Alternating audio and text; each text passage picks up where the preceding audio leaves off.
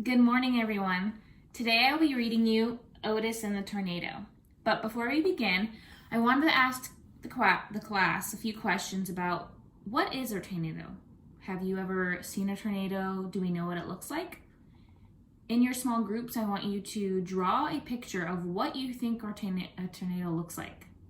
So I'll give you a few minutes, work with your group members, and just draw a picture of a tornado.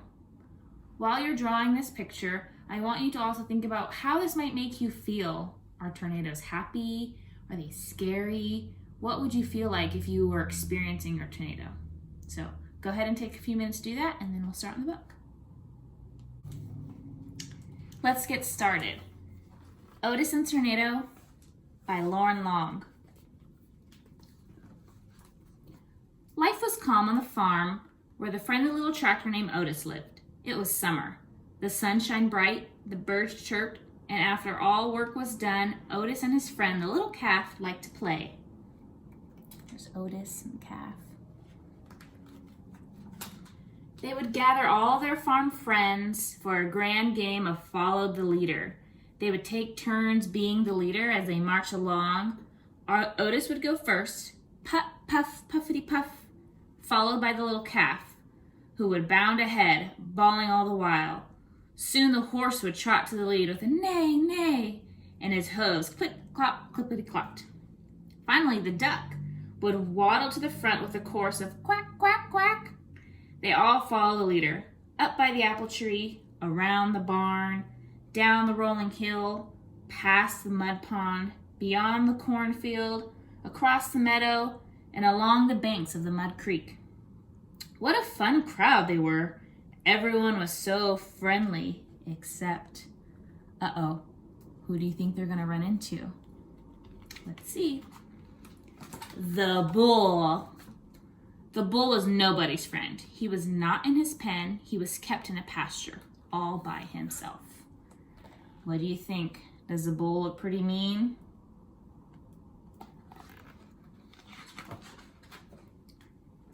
If any of the other farm animals got close, the bull would stand at the fence and snort, and snarl and huff hot air.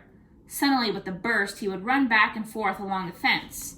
Then he would stomp and glare at them like a statue, never moving a muscle except to flare his nostrils. The bull did not like anyone, and everyone was afraid of him.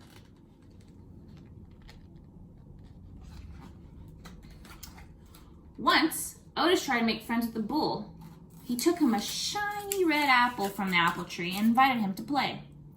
But the bull snorted and snarled and glared at Otis. Then he stomped his hooves in the dirt and charged.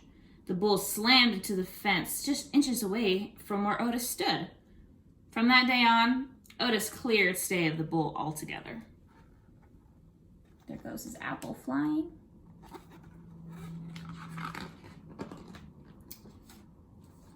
One day, the farm skies began to swirl and turn dark. The winds blew, the rain came down, the animals in the barn grew restless and jittery. The skies tumbled and turned and tumbled. Otis didn't mind the rain, but there was something different about this storm, and he could feel it deep down in his pipes. What do you think's coming? All at once, the wind stopped blowing, not even a breeze, and the rain disappeared. The sky turned a strange shade of green, and the farm fell completely still. The only sound Otis heard as he puffed toward the barn was the farm shouting in the distance. "It's coming fast! Get down in the cellar!" The farmer was in such a hurry that he had no time for the animals. What was all the fuss about, Otis wondered. Then he turned around and saw something that rattled his frame and shook his fenders. What do we think Otis saw? The farmers look a little worried. A tornado!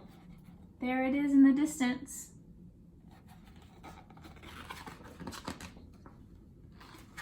And it was heading straight toward the farm. What would happen to all the animals? Locked in the barn, Otis sprung into action. He nudged the latch of the little calf's stall until a door swung open. Next, Otis freed the pig and the sheep. The winds howled closer. He stretched to unlatch the horses and the cows' doors at the same time. Click, clack, the animals were free. There's Otis, setting them all free. They followed Otis out of the barn and into the swirling winds. They followed him down the rolling hill, past the mud pond, behind the cornfield, across the meadow, over the bank, and down into the mud creek. That kind of sounds familiar, like when they were playing Follow the Leader, huh? Tucked down at the lowest part of the farm, Otis, the little calf, and all their farm friends felt safe. Otis sighed with relief. Now they just had to huddle together and wait it out. But just as they squeezed close and tight, Otis heard an awful bellowing cry. The sound of a large creature in trouble. The bull! He was locked in his pen. From the safety of the mud creek, Otis saw the tornado speeding in the terrified animal's direction. Uh-oh, the tornado's going straight for the bull. Lightning crashed. The tornado howled. The bull screamed. And in a flash, Otis was gone. He raced across the meadow, puff, puff, puffity, puff, chuff, beyond the cornfield, past the mud pond, and up the rolling hill to the bullpen. Otis found the bull tucked under the shed, shaking in fear.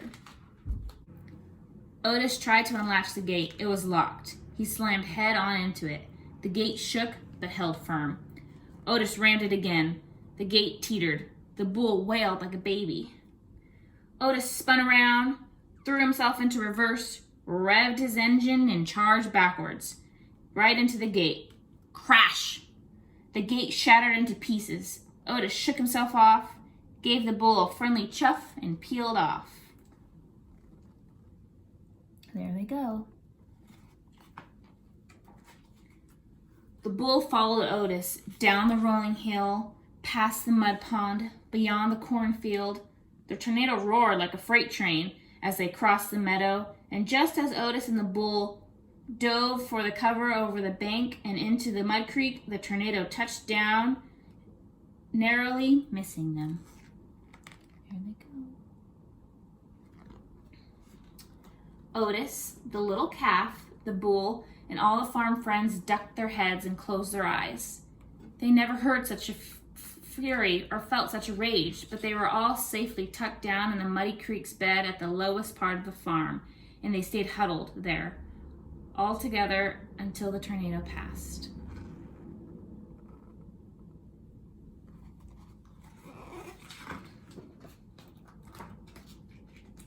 They came out only when it was calm and sunshine bright and the birds began to chirp.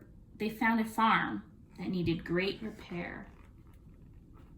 The tornado came in and it crashed their barn. The poor farm is all ruined. But when the work was all over and it was time to play, the farm friends discovered they had a new playmate. This one snorted and stomped his hose in the dirt. He flared his nostrils and huffed hot air, but instead of a snarl and a glare, he wore a happy grin and a friendly gaze as he took his place in line with Otis and the little calf in a grand game of Follow the Leader. The end.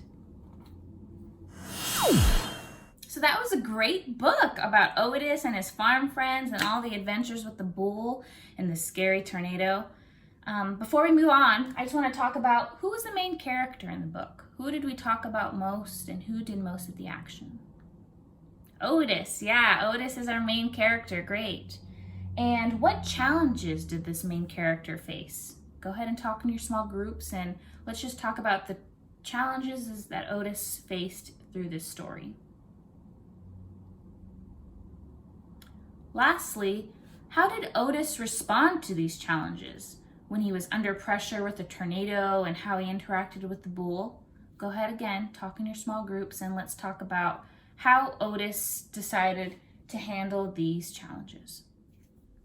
Lastly, I'm going to pass around a graphic organizer and you're going to work independently talking about the characters' changes from the beginning, middle, and to the end of the story.